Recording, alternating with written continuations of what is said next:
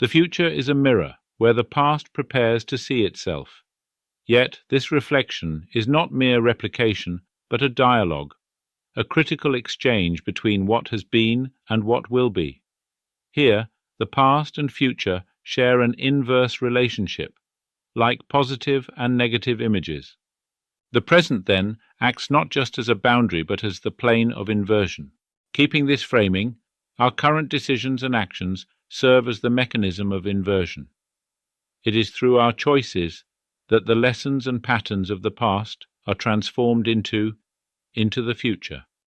The present becomes a critical pivot, a fulcrum on which both history and future depend. The present is what derives existence. We often consider time as a construct that moves.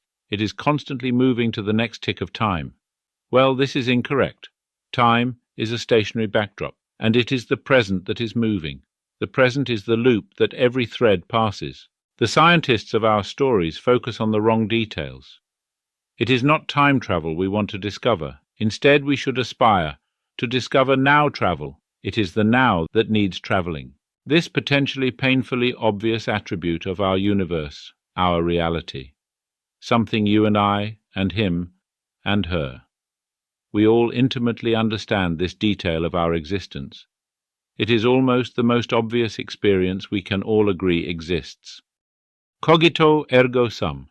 I think, therefore I am. The first identified truth.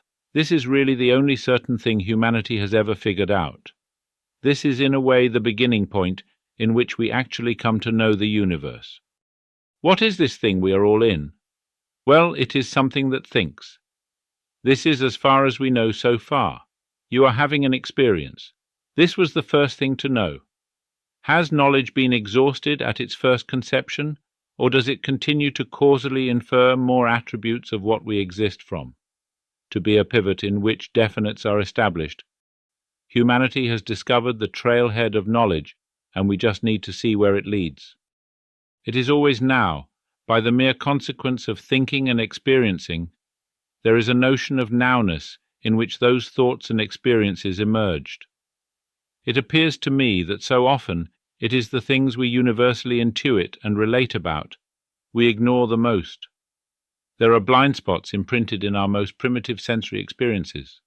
An experience that must be had for any to be had. Experience requires the now. Experience is unable to exist in the past or the future. When you experience it is always now. Maybe the tree fell 2 milliseconds ago, but hearing it is happening right now and never else.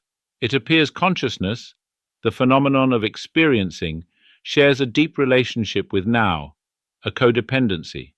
Right now is when the universe happens. So I contest. It continues, cogito ergo sum, ergo est nunc. I think, therefore I am, therefore is now.